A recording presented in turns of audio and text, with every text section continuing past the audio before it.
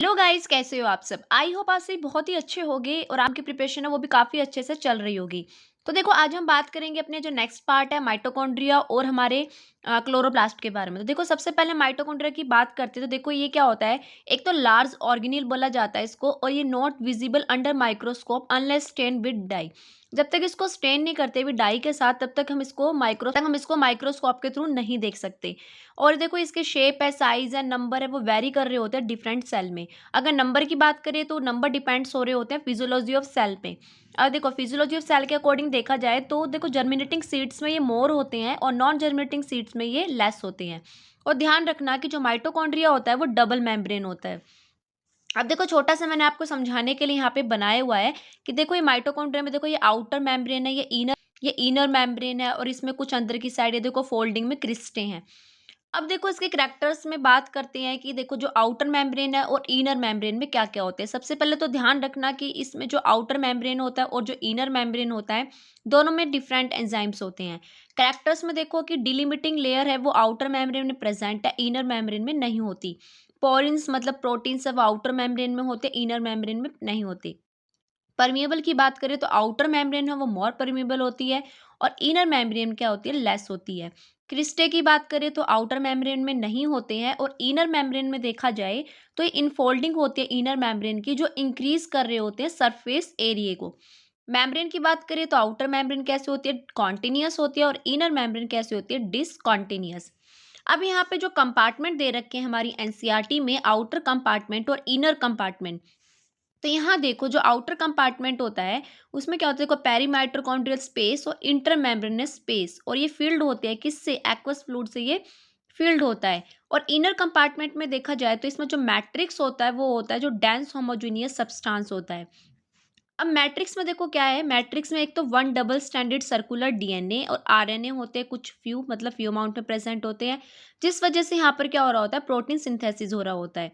Matrix में क्या होते हैं, 70s राइबोसोम्स होते हैं, और मैट्रिक्स में साइट, इसको क्या बोला जाता है, साइट ऑफ क्रेब्स साइकिल, मतलब यहाँ पे क्या होता है, एटीपी सिंथेसिस। और जो हमारा माइटोकॉन्ड्रिया होता है वो कैसा होता है, सेमी ऑटोनोमस होता है।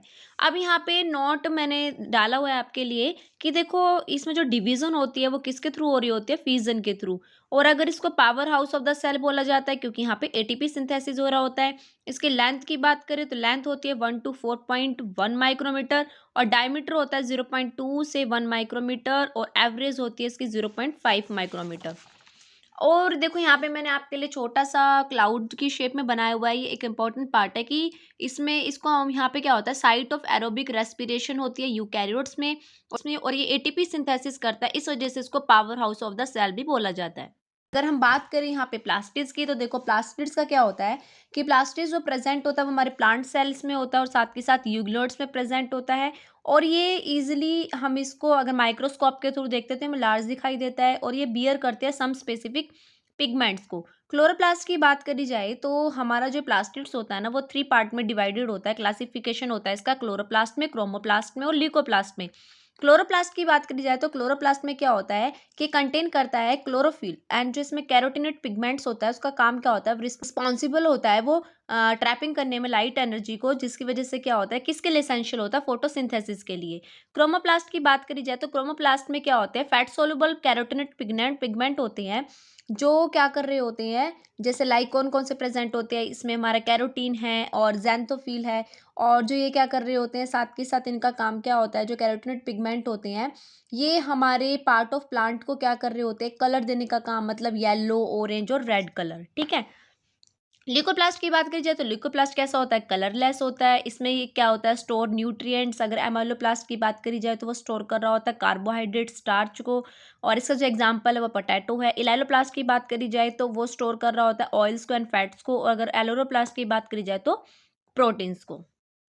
नेक्स्ट हम बात करेंगे देखो क्लोरोप्लास्ट की। तो ध्यान रखना कि जो क्लोरोप्लास्ट होता है ना, क्लोरोप्लास्ट क्या कर रहा होता है कि ये हमारा फाउंड होता है किसमें, mesophyll cells of the leaves में, ठीक है।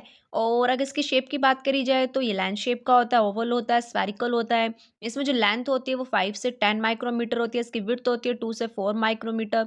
नंबर की बात करी जाए तो 1 होता है इन क्लैमिडोमनाज में, एंड 20 से 40 होता है ग्रीन एल्गा में। और ये देखो डबल मेम्ब्रेन बाउंड होता है जिसमें इनर मेम्ब्रेन भी होती है और आउटर भी होती है, और ये लेस परमेबल होते हैं। नेक्स्ट देखो कि जो इसमें स्ट्रोमा होते हैं ना, वो मैं आपको डायग्राम दिखाऊंगी एनसीईआरटी का।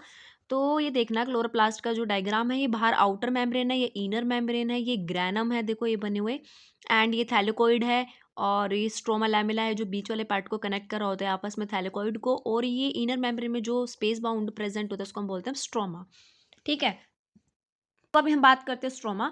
तो देखो जो मैंने आपको डायग्राम दिखाती हूँ कि यहाँ पे एक हमारा स्पेस बाउंडेड प्रेजेंट होता है ना, इसको हम क्या बोल रहे होते हैं, स्ट्रोमा बोल रहे होते हैं। ठीक है, और ये स्ट्रोमा कैसा होता है, हमारा स्पेस बाउंडेड होता है, और ये कंटेन्स क्या कर रहे होते हैं, थैलेकोइड को कंटेन्स कर रहे होते हैं। और जो ये थैलेकोइड होते हैं ना, वो कैसे अरेंज हो रहे होते हैं, थैलेकोइड देखो ये अरेंज हो रखे हैं हमारे कैसे, like the stack stack like the piles of coins, देखो ये रे थैलेकोइड, ये रे।